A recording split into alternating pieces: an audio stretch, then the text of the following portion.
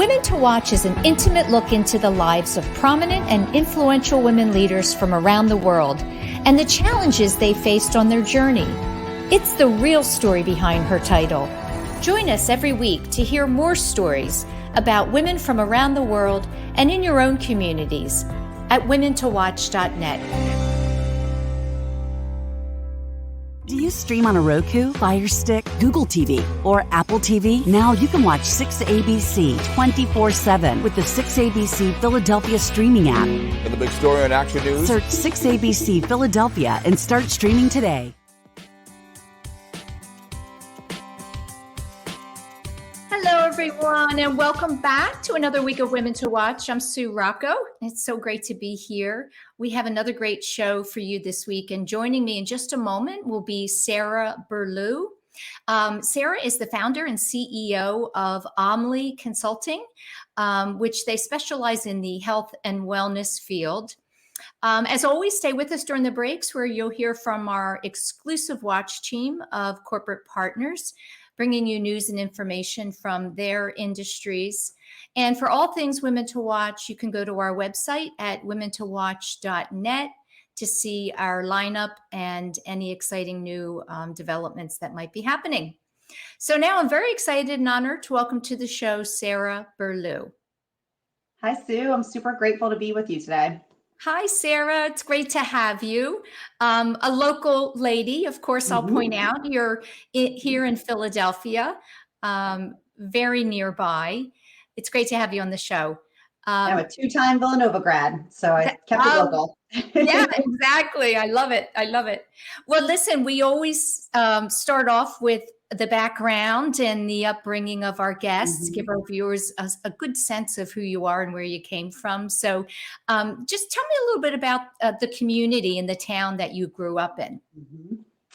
Yeah, I probably would say I grew up in two places. So I'm originally from northern New Jersey and spent up through second grade there. And it was really incredible because all of my cousins lived within 20 minutes of each other. So my grandparents' house was our central hub. We all went there after school. And really, I think of my cousins as siblings because we spent so much time growing up together there. And when I was in second grade, my parents moved to New York State, which was about an hour away from the rest of the family. And honestly seemed like we had moved to California because being an hour away after being 20 minutes away was such a big shift.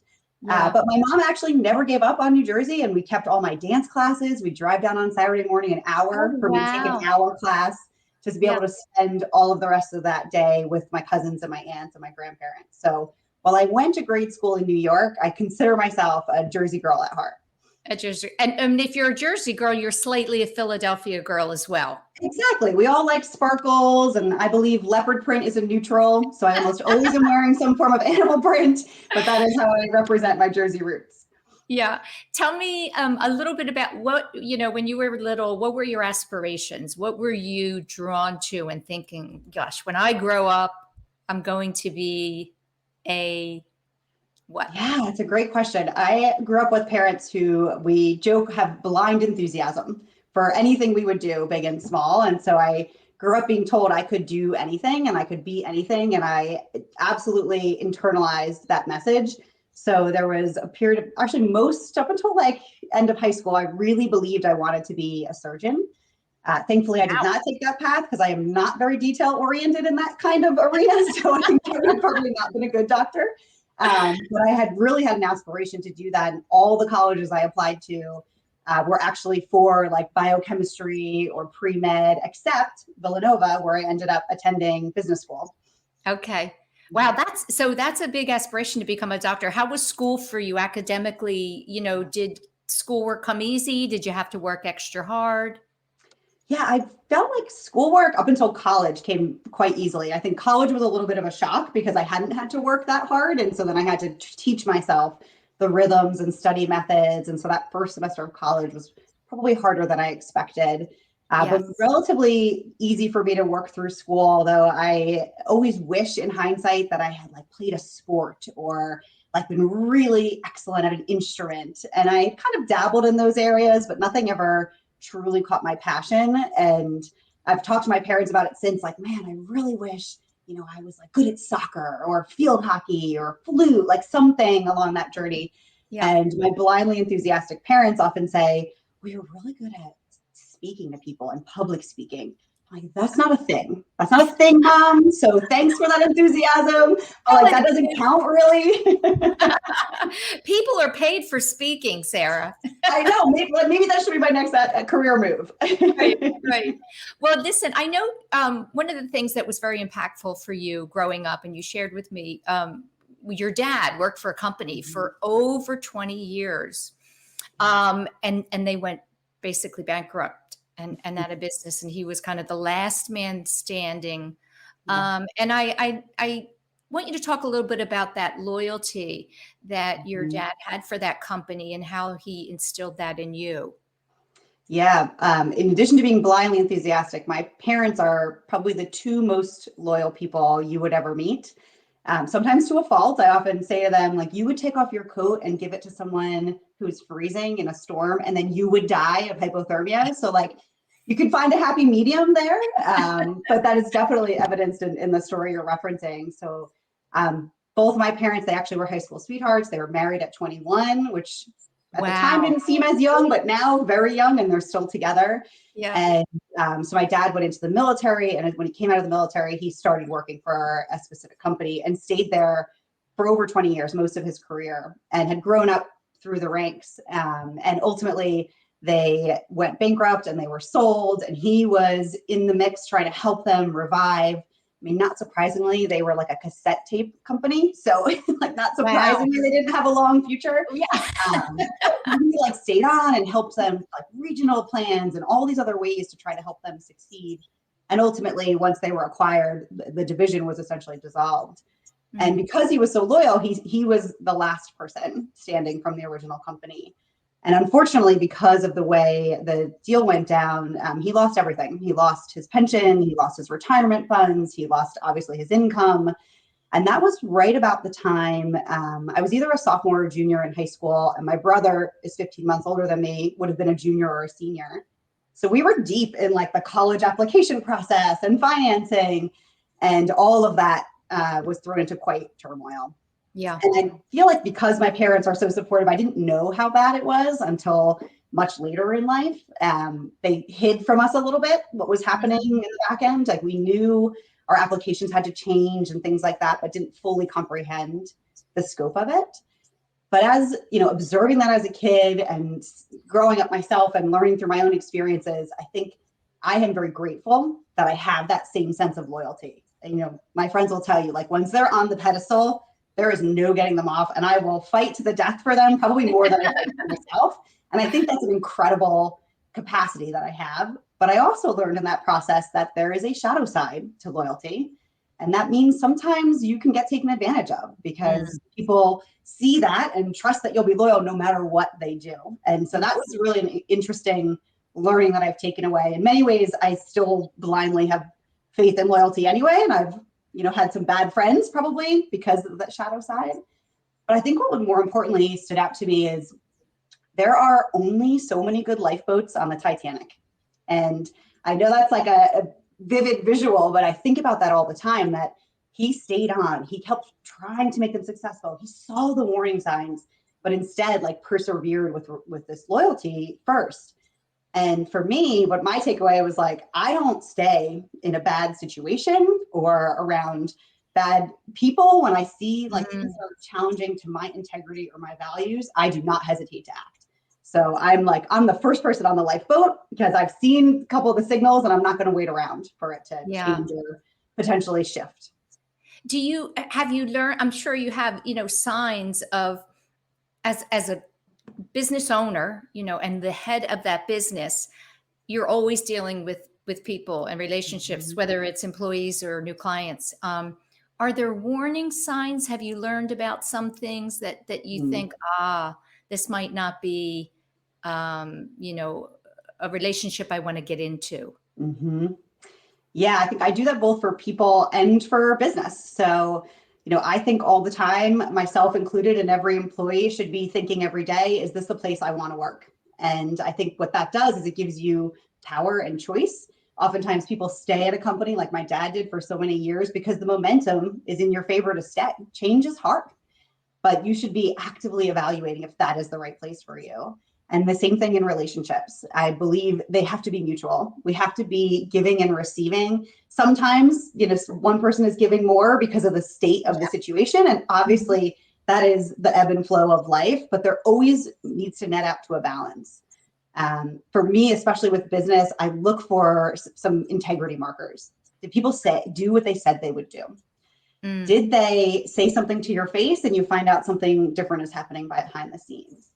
Or worse, is there kind of an inflation of, we're very transparent, but there's really just smoke and mirrors behind what's happening. Yeah. Those kinds of tent post moments stand out to me as big, big warning signs. They might be like a yellow flag to someone. To me, those are like blaring beacons. And when I see a couple of those start to stand out, that's when I don't wait. I just make the decision and go. Yeah. And I think sometimes, you might give them the benefit of the doubt the first couple times, especially the first one you mentioned, I think is so smart. If they're not doing what they say they're going to do, that's, that falls under the integrity category. So tell me, what was your very first job out of Villanova? Ooh. Actually, it led me to the path that I'm on now. So my undergraduate degree was in accounting and marketing. And the way they taught accounting at Villanova at the time was incredibly unique and has since scaled to many universities. It was problem solving focused. So you worked in a team of 4 people, you were given a fact pattern on Tuesday, and you had to decide what other questions you wanted to ask the professor to be able to solve the problem. You'd come in on Thursday, you'd ask your questions. And if you asked 8 questions and maybe you didn't think of the 9th and 10th one, you might not be able to solve the problem. And so when you came in the following week, your team would not have an answer. And so it was a really incredible way to teach us how to think, not just memorize. And so I adored that. And I was like, this is the career path for me. And so I started working at an accounting firm right out of college and learned that auditing is not at all the way that class was taught. In fact, in the audit department of an accounting firm, you're basically ticking and tying is what they call it. So someone says, I spent $10,000 on computer software, and you ask them for the receipt. If they match, you literally put a check mark next to it. And you do that all day long through the night. I mean, it was a grueling job that I hated from the start. It just never fit with what my expectation of that.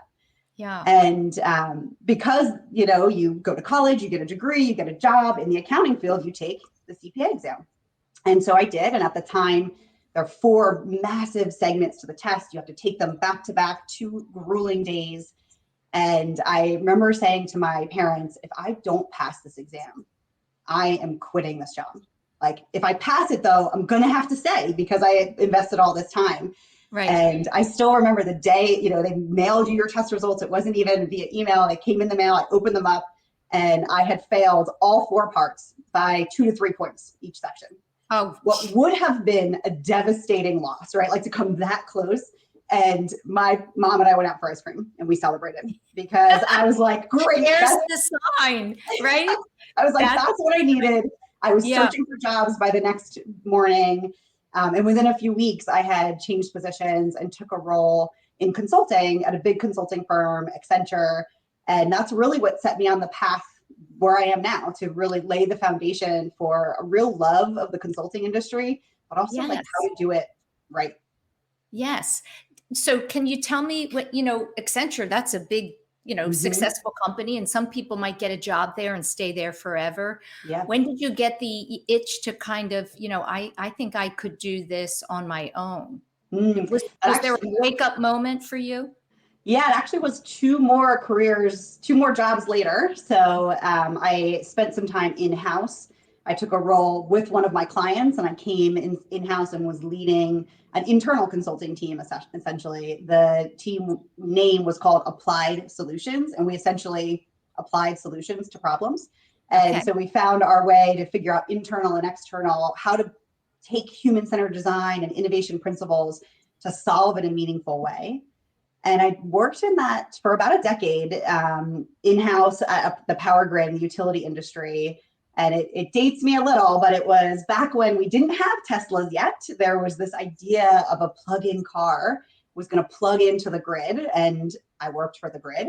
So it was an incredible granularity shift to go from like a nuclear power plant to a car in someone's driveway. Wow. And so navigating that change was really incredible. And on paper, it was my dream job.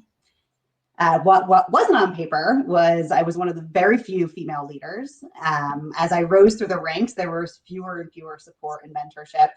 And so I ultimately left and came back to consulting and felt like I could get back to an industry, have a ton of impact without, this depreciation of what I would consider some of my softer skills, where there you basically had to have a power engineering degree in order to accelerate any further.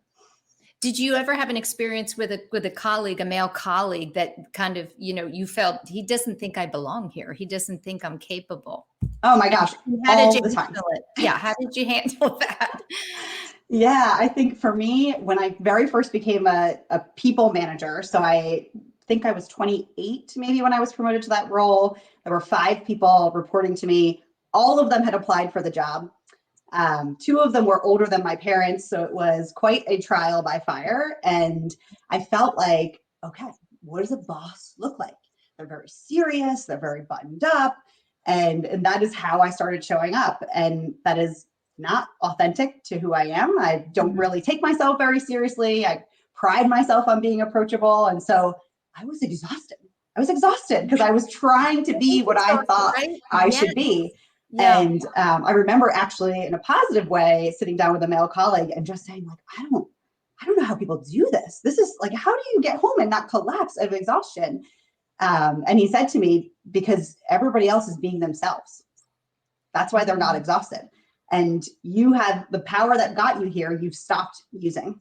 And it was such an eye opener to think about that. And I remember him saying that to me and then coming home and actually watching a segment of Sarah Blakely, one of my favorite entrepreneurs who founded Spanx. And she said in that segment, you don't have to be serious to be taken seriously. And like, that was it for me. At that moment, I was like, I'm going to be me. And it wasn't all that well received by a lot of the male colleagues that I had, because I was not showing up as buttoned up. I was showing up with humor and breaking the ice. And that was very unusual, especially in a utility industry, which feels more like a government stodgy kind of job. Yeah. That's some of the best advice, Sarah. I think we talk about this a lot on the show, that women, again, painting a big broad brush, those softer skills are truly the most powerful because they're about relationships and communication. Yes. And that's ultimately what business is. I don't care what industry. So for a woman who's watching and listening to this, and maybe she is struggling with how to bring that full, bubbly, positive, funny self to her job, what would you say to her to help her do that better? I think there is a bit of fear that you have to let go of, that you don't fit the mold. And the thing is, that's okay. And actually on purpose, right? You're getting these roles, these promotions, these opportunities because of who you are. So then getting that role and changing who you are is actually going to hurt you. 1, in your professional career, but 2, personally, you'll be exhausted. So I think that's critical. And I think once as women or leaders, we demonstrate that we can show up as our authentic selves, what that does is it creates space for other people to be their authentic selves, because they realize that it's safe.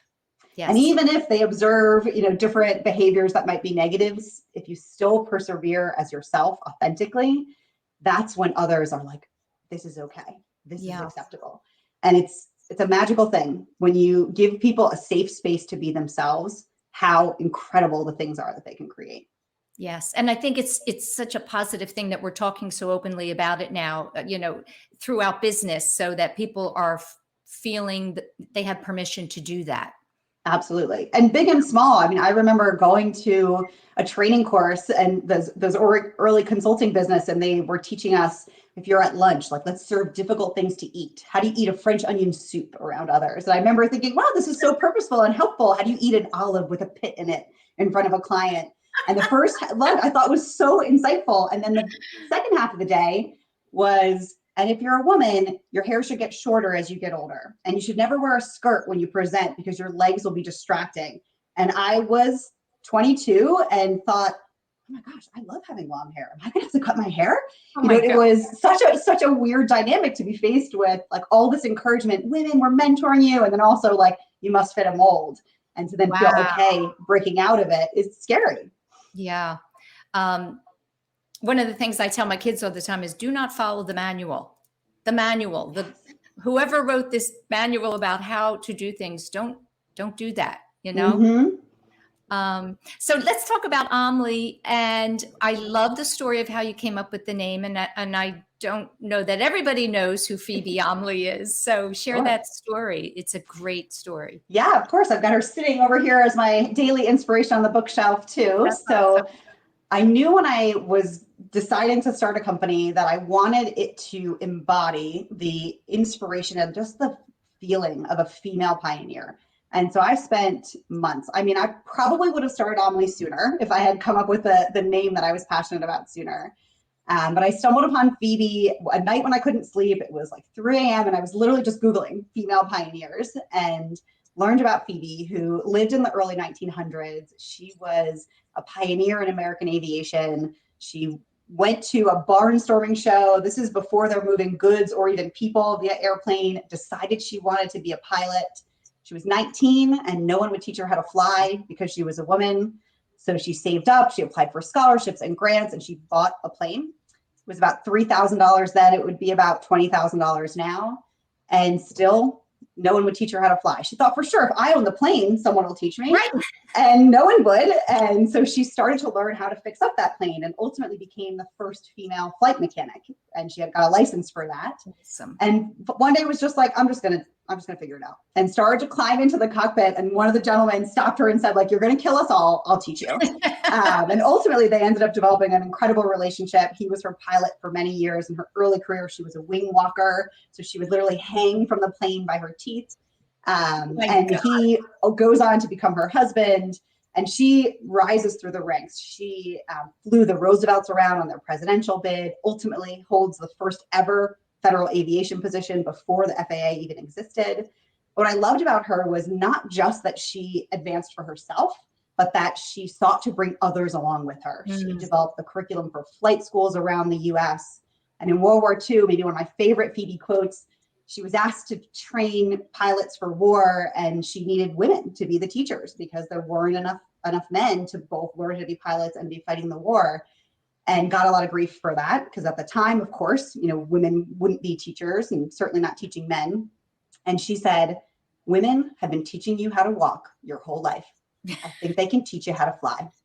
And I just, when I read that, I was like, yes, she's someone who That's awesome. I love that. is so powerful. When we think of the definition of pioneer, we say it's someone who builds or creates something new, which she certainly did, and creates the path for others to follow. And she did that at great length, both for male pilots and female pilots. Yeah, that's a great story. She's so courageous. I'm just so impressed by women who do, you know, they don't care about the rules or what's happened, you know, previously. They're just going to do something new. Yeah.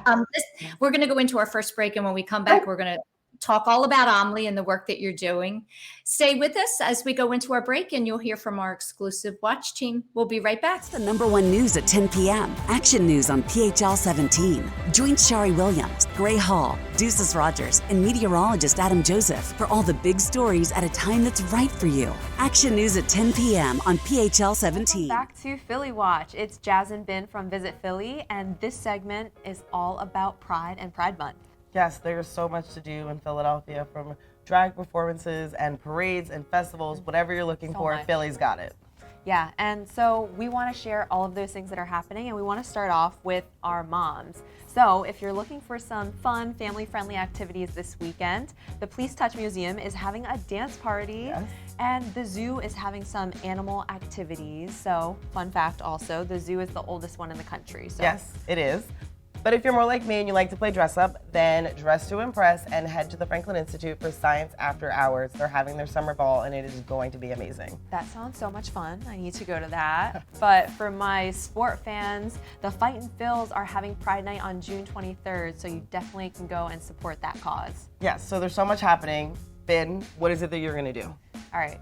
There's so much going on, like you said, but I love drag performances and drag brunches. So do I. The Sofitel is having a drag tea that I'm planning on going to. So excited for that. Oh, I read about that. It's every Saturday this month, so you absolutely Yes. have to go. You want to go? Yes, we can go together. Perfect. Whatever See you you're at into, tea time. yes. Whatever you're into, head to visitphilly.com. We have everything you can do this month. Hi, and welcome back to the show. I'm joined this week by Sarah Burlew. She's the founder and CEO of Omlie Consulting. And so let's talk about the different areas of consulting that you're working in and what led you to be focusing on the health, wellness, and cannabis industry. How did that come about? Yeah, it's, I feel like people that knew me in high school would be shocked to know that that's the industry that I'm in, because I grew up as a dare to say no kid. So I still remember the commercial. This is the egg in the frying pan, and that's your brain on drugs. Like, I can hear that sizzle. And so I believed that. I believed that cannabis was a gateway drug. And so I had never consumed it, really, maybe, like everybody, once or twice in college kind of thing. But I spent a lot of my career in healthcare consulting. And so when cannabis was medically legalized in Pennsylvania, where I live, I started to be curious about it. This thing that I'd been told was so bad and so terrible. How could it possibly have a medical purpose? And took kind of my healthcare consulting mindset and started to try to learn and understand more about the drug. And along that journey, I discovered all the things I was taught were not true.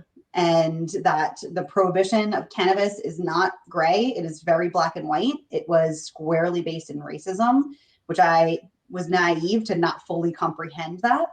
And so the more I learned, and then the harder it was to find credible information. I spent a decade in healthcare consulting, so I knew how to understand a clinical trial and drug reports, and that was incredibly hard to find for cannabis. And that made me curious of why is that gap? The other probably tent post moment for me there is my dad suffers from some really debilitating back pain. He fell many years ago and hurt his back, and it's gone through a multitude of back fusion surgeries. And so he's on a lot of opioids, which frankly lower his pain, but don't even address all of it. So I always have been interested in other opportunities for treatment for him. And so as I was just trying to understand cannabis and learning more about it and the implications for patients like my dad who suffer from chronic pain, I was starting to kind of connect some of these dots. And along that journey, I found it could actually be not the gateway drug I was taught, but could be an off-ramp for someone like my dad to really change his care treatment plan. And then I also learned that it could be something that I could personally use recreationally if that was important. You could replace alcohol a lot of the times with cannabis. And so as I'm learning this journey, I felt compelled to do something about it. And I went to an event called Women Grow. It's for women in the cannabis industry, but I wasn't in it yet. And it was in Washington, D.C. I went down in my little business casual outfit. Of course, I had leopard print shoes on, so my Jersey girl could be with me, and my little laptop bag. And I got there, and everybody was stoned. And I hadn't even really consumed ever at this point. So I kind of looked around. There's a bunch of tie-dye. People are in overalls. And I just thought, I do not belong. And that is a business opportunity. Because there will be a point in time where more people that were not kind of the OGs, the original stoner, portfolio that we have been taught, are going to enter this industry to do that for good. Now, there were a lot of people that have entered for money, but I think a lot of people that enter cannabis with the purpose of bringing good and needed medicines to patients have a different perspective. And so I really left that conference and thought, okay, what do I know how to do and how can I be impactful in that space? And so I knew how to be a consultant. I knew healthcare, and I was learning about cannabis. And I actually believed my kind of beginner mindset and view of cannabis was even more powerful than maybe some of the original people in the space, because I was asking questions. Like, I literally sat down and asked someone, what does it feel like to be high? I didn't even know. And so it kind of helped me see the industry through really new eyes than many. And it's and it's really a new industry, right? It was never right. Yes. Like, imagine you walked into a liquor store and you don't know the difference between white wine, tequila, and Coors Light. I mean, that could be a horrible evening. if you choose wrong. Right? I want to try all of them. Or you choose all of them, yes. Even worse. So that was such a unique viewpoint at the time in the industry, because everybody else that had been in it they've already done all this hard work, which I'm very grateful for, that they've led some of the legalization movements. But really, to take it to that next level, we had to bring in the people that were of the Dare to Say No generation, that believed in the taboos and the fears behind it. And so as I was thinking about how I could bring together these things that I knew, the idea of Omlie joining that space and really and reimagining healthcare to expand to include cannabis became like almost like the clouds parted, and it felt so obvious to me that healthcare will continue to expand here. And so that's why we set out as a company to work with companies still in traditional healthcare, as well as wellness and cannabis, because we believe that they can learn so much from each other, and ultimately the patients, and again, even people who use it recreationally, find deep value in it. So was it helpful and encouraging to you that, science, people of science, not necessarily holistic doctors, were supporting it and starting to question and think, gosh, this could really go hand in hand with traditional medicine, which often, when you talk about the opioids, can be incredibly damaging to the gut. It may relieve something, but it's going to cause a major issue in another part.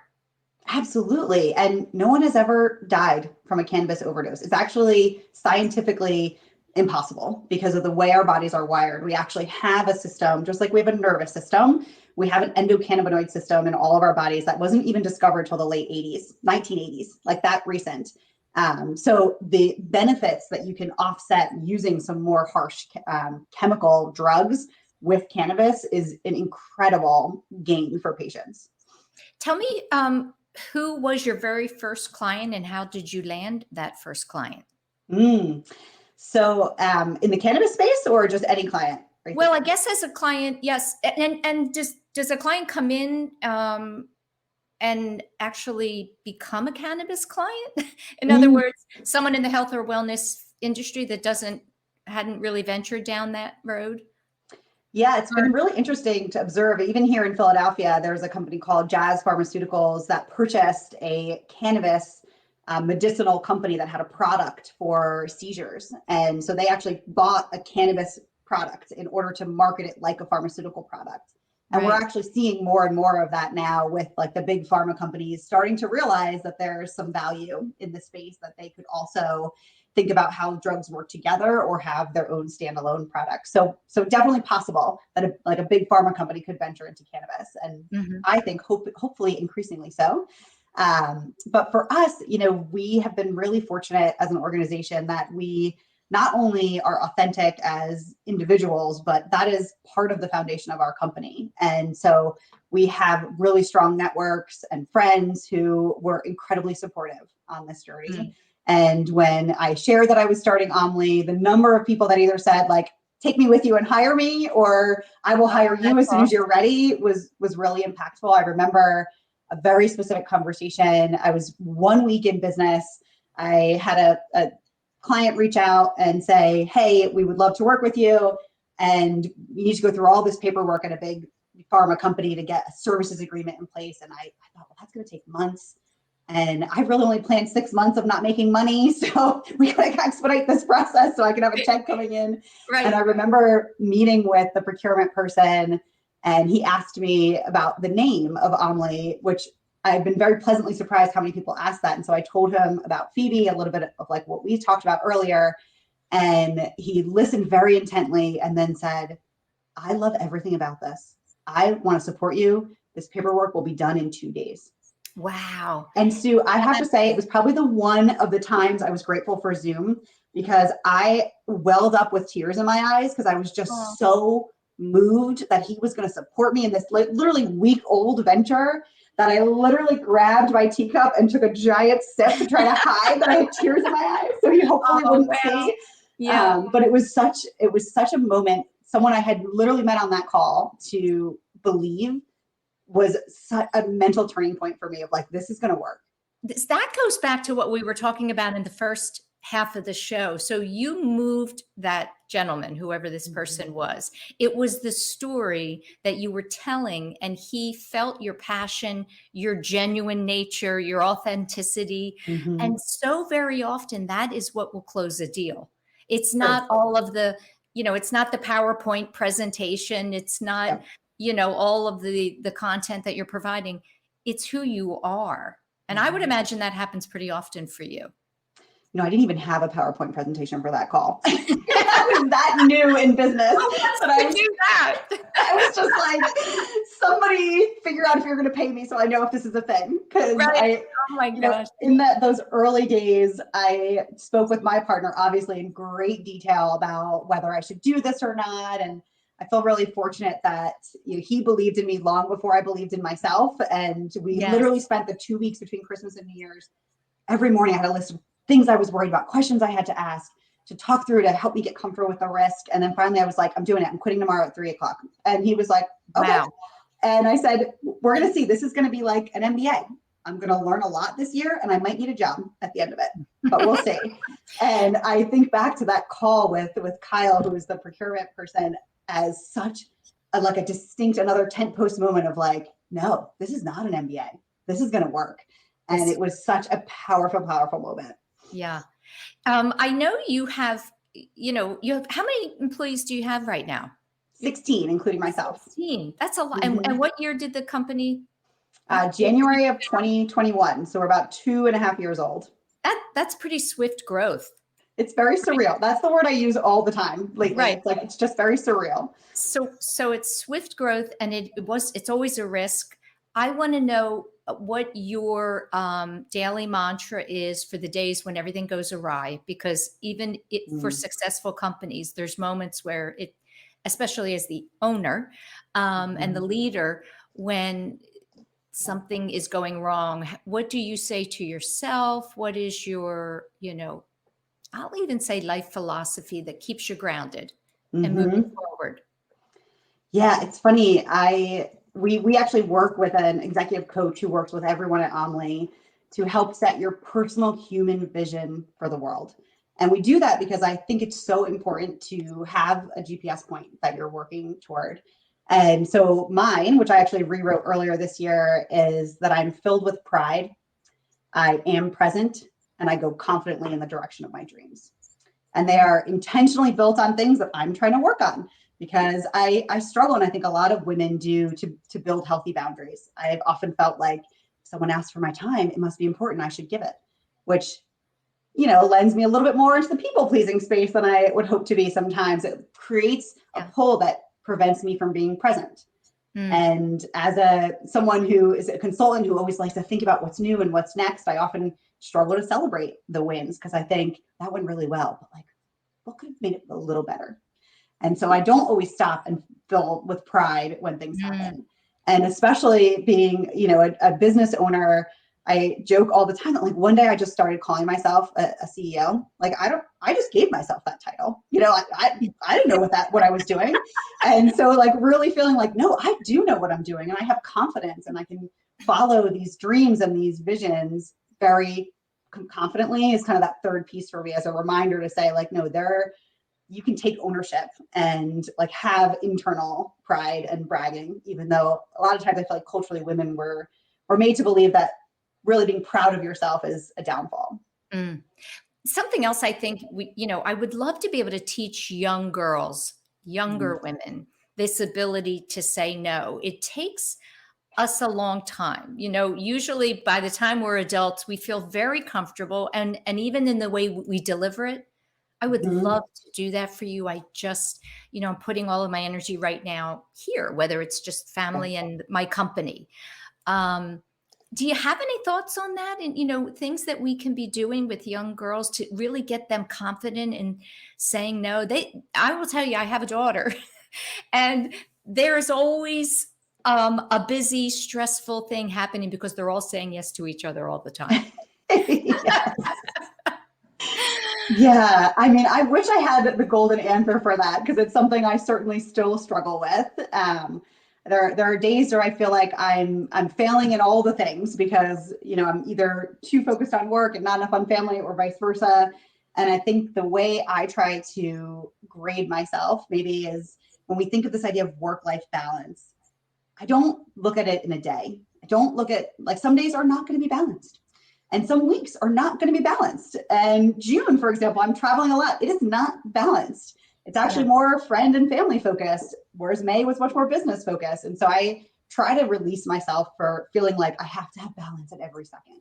Yeah. Because I think that's something that we've talked a lot about, especially as women, like, how do we find balance? And for me, if you look at a longer time horizon, there truly isn't. You're never going to get there. Isn't. Right. And so if you give yourself a longer time horizon, you have more grace to say, okay, today, not so balanced. Maybe tomorrow will be a little bit better, rather than feeling like, well, that I failed at that. Yeah.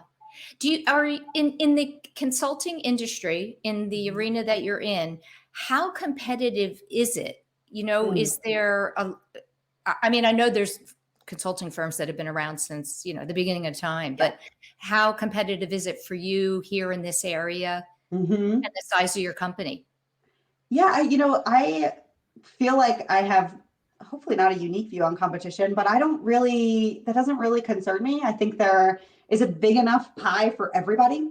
And, it's funny, when we were first developing our PowerPoint slides to talk about Omlie as a company, and we went to a few trusted, what we call advocates, people that knew us well, knew our work, and shared the way we were talking about the company with them. One of the things we would mention kind of in passing was, hey, and if we can't solve that problem, we'll refer you to someone who we trust, who we think can. And we would just move on. And time after time, the advocates would go back to that point and ask us about it. And we were just like, yeah, that's just who we are as people. We just want to make connections and solve problems. Right. And one advocate in particular sat back and said, I don't know. I feel like now I'm nervous you're not going to choose me. And I'm the one that you're supposed to be hiring. And he was like, but I like it. And so we started to talk about what that meant, that because there's enough pie to go around, we're not going to take on a job that we can't get an A. We're so small. I think even when we're bigger, our reputation is everything. And so when we know someone else can do a better job, whether that's because they have different expertise or maybe they're more aligned with the price point, we actually make that connection. And we have a formal program to do that, because to me, that's how we raise all the boats around us. It's not just about like, I want Omlie to be the most successful. Certainly I want us to succeed, but I don't see it as like a win-loss in individual exchanges. I think it's like, how do we all get better and help clients succeed in whatever they're trying to achieve? How amazing would the world be if everyone worked like that? It's funny. We do it with our team too. Like, one of our internal principles is follow your path. And it's largely built on the premise of everybody setting this vision statement so they know the path they're on. And we talk all the time about like, and if someone's path is no longer at Omlie, let's celebrate that. Let's support you on that new journey, because like, business is business. And I always will think people come first, even when my own company is the business, because I think that's how we all succeed over time. Yeah, it's such a great outlook. We just have a minute left. When you think about the future for Omlie, and even for your own life, another topic that we talk about on the show, and I think it's a good one, is particularly for women, to not feel they have to be apologetic for wanting to be financially successful. Because ultimately, when we can only do, better things. And when you think about your future and your life with Omlie, but your personal life and what you'd like to be doing and envision, what is that picture? It's a great question. I think for me, actually about a year ago, next week, my brother and I worked together with my parents to help them purchase a house. So they recently moved to the Philly area. So they've lived in Jersey nearly their whole lives. Wow. Talk about a brave thing to do. Yeah. And being able to support them on that journey to be closer to us physically, but also have that security of a place of their own was a dream I'd had probably since I was in high school. And that first story of my dad losing the job happened. And so that brings me great pride. My partner says all the time that he never knew me in a place where my parents had this kind of security. And so like seeing the journey of my brother and I being able to help them in this way has probably been the most exciting thing that has come out of Omlie for my personal life so far. Yeah, that's incredible. I have such great respect for you, Sarah. I think everything you do with such just the right intentions always. And I think you're going to continue to expand quickly and in a big way. Thanks, Sue. I totally love chatting with you. I love that we have a Sue Sarah. My mom's Sue, your daughter's Sarah. So I think that connection runs went deep. to Villanova. Exactly. Yeah. Well, thank you so much for taking time, and I hope you'll stay in touch. Awesome. Likewise, Sue. Thanks for the time and for all this incredible work you do to feature women and our voices and making sure that young girls are continuing to be inspired as well. Yeah, great. Thank you so much. Thanks, Sue. Bye-bye. Stay with us. We'll be right back, and you're going to hear from our exclusive watch team. Action News, celebrating 50 years with AccuWeather. If you think severe weather has been on the rise, you are correct. In the last 3 years, tornado warnings in our region have shattered records, with 52 last year alone. Half of those warnings resulted in confirmed tornadoes, including 2 extremely rare EF3s. Thanks for always trusting us to keep you informed. 50 Years of AccuWeather is sponsored by Independence Blue Cross. Choose coverage you can count on with the region's strongest network. Is the best vacation one that you find, or one you get lost in? One that takes you to new heights, or reminds you to go with the flow? To get your feet wet and your wheels spinning? One that lets you find your own rhythm, or get carried away? Find the best of yourself. Get lost in the woods. Plan your stay in the Wildwoods today. From Philadelphia to the Lehigh Valley and everywhere in between. For 150 years, Penn Community Bank has been a part of your neighborhood.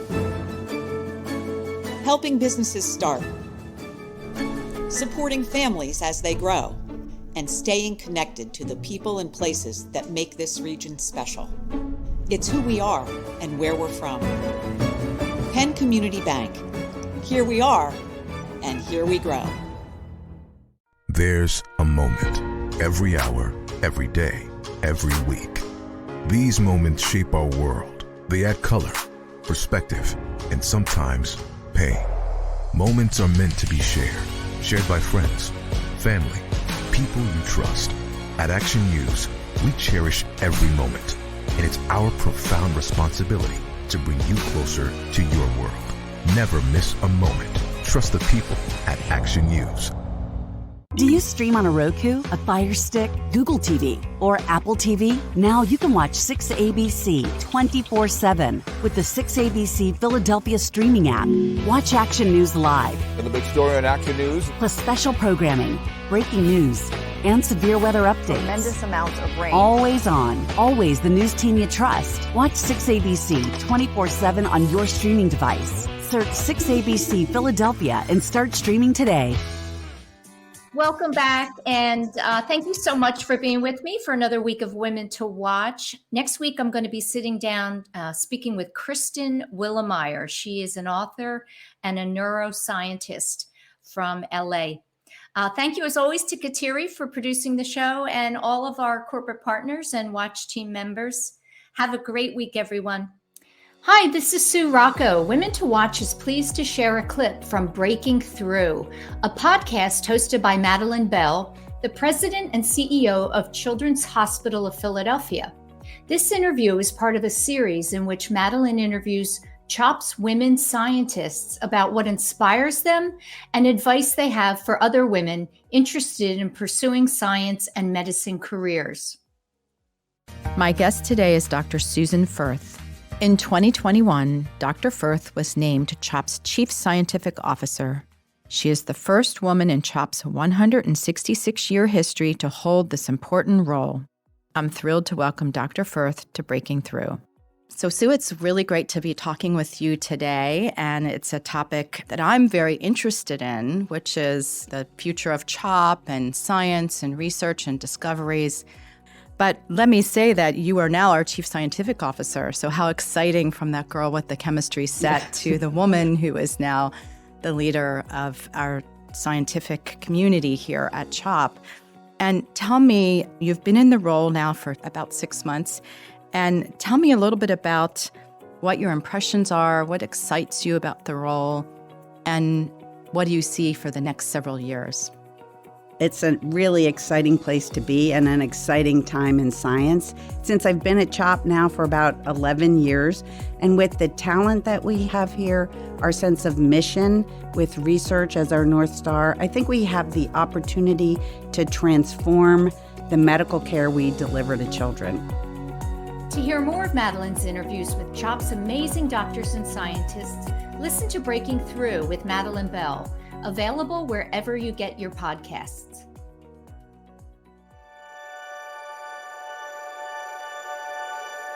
We are CHOP, and we can't wait to show you around. We're the nation's first children's hospital. Now, a care network with more than 50 locations that continues to expand.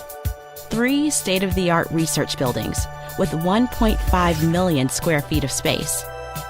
We have grown from 12 beds 165 years ago to nearly 600 beds and one of the best children's hospitals in the world. We have a level 1 trauma center, 11 floors of patient units, more than 20 operating rooms, first of its kind delivery unit for babies with birth defects, a separate cardiac operative and catheterization suite, and places to learn, like our internationally recognized simulation center. We have trained generations of leaders in the field of pediatrics. We are world leaders in medicine, surgery, and science. One of the top recipients in NIH funding for pediatric research.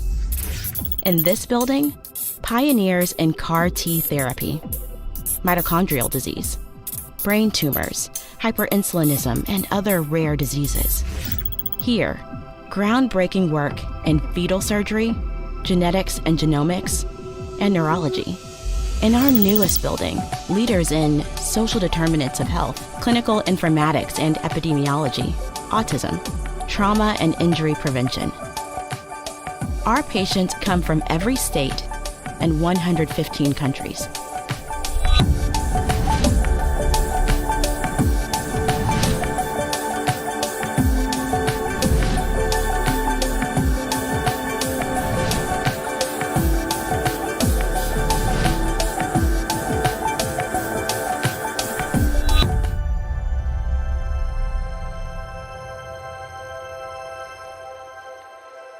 Meeting these challenges requires the best and the brightest.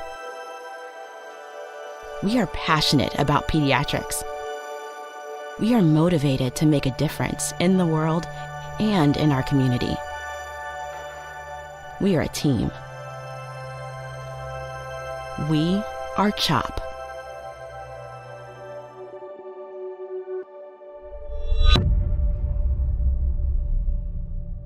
Do you stream on a Roku, a Fire Stick, Google TV, or Apple TV? Now you can watch 6ABC 24/7 with the 6ABC Philadelphia streaming app. Watch Action News live. And the big story on Action News. Plus special programming, breaking news, and severe weather updates. Tremendous amounts of rain. Always on. Always the news team you trust. Watch 6ABC 24/7 on your streaming device. Search 6ABC Philadelphia and start streaming today. Now, the Women to Watch, Military Watch. Fewer than half of eligible veterans use the VA health benefits they are entitled to. But those who do use the VA, more than 80% of veterans are satisfied with the VA care. Hi, I'm Carol Eggert, Senior Vice President of Military Affairs at Comcast NBC Universal. Now, you may be asking, why should this matter to me? I share this with you because most of our listeners have some connection to the veterans in their community and may have the opportunity to share information about this new VA benefit. The VA has just launched the PACT Act, which is the Promise to Address Comprehensive Toxics, which is the most significant expansion of veteran benefits and care in more than 3 decades. Empowering the VA to help millions of toxic exposed veterans and their survivors. The PACT Act expands VA health care and benefits for veterans exposed to burn pits, Agent Orange, and many other toxic substances. The PACT Act adds to the list of health conditions that the VA presumes are caused by exposure to these substances. This law helps the VA provide generations of veterans and their survivors with the care and benefits they've earned and deserve. The PACT Act is the least we can do for the countless men and women who suffered toxic exposure while serving their country, said President Biden during the PACT Act bill signing ceremony. It means access to life insurance, home loan insurance, tuition benefits, and help with health care. So, what can you do? Simply refer those veterans you know to va.gov and tell them to search the PACT Act to learn more. Action News, celebrating 50 years with AccuWeather. If you think severe weather has been on the rise, you are correct. In the last 3 years, tornado warnings in our region have shattered records, with 52 last year alone. Half of those warnings resulted in confirmed tornadoes, including 2 extremely rare EF3s. Thanks for always trusting us to keep you informed. 50 Years of AccuWeather is sponsored by Independence Blue Cross. Choose coverage you can count on with the region's strongest network. Is the best vacation one that you find, or one you get lost in?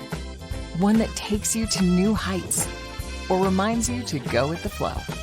To get your feet wet and your wheels spinning? One that lets you find your own rhythm, or get carried away? Find the best of yourself. Get lost in the woods. Plan your stay in the Wildwoods today. From Philadelphia to the Lehigh Valley and everywhere in between. For 150 years, Penn Community Bank has been a part of your neighborhood. Helping businesses start, supporting families as they grow, and staying connected to the people and places that make this region special. It's who we are and where we're from. Penn Community Bank. Here we are, and here we grow. There's a moment every hour, every day, every week. These moments shape our world. They add color, perspective, and sometimes pain. Moments are meant to be shared by friends, family, people you trust. At Action News, we cherish every moment, and it's our profound responsibility to bring you closer to your world. Never miss a moment. Trust the people at Action News. Do you stream on a Roku, a Fire Stick, Google TV, or Apple TV? Now you can watch 6ABC 24/7 with the 6ABC Philadelphia streaming app. Watch Action News live. And the big story on Action News. Plus special programming, breaking news, and severe weather updates. Tremendous amounts of rain. Always on. Always the news team you trust. Watch 6ABC 24/7 on your streaming device. Search 6ABC Philadelphia and start streaming today.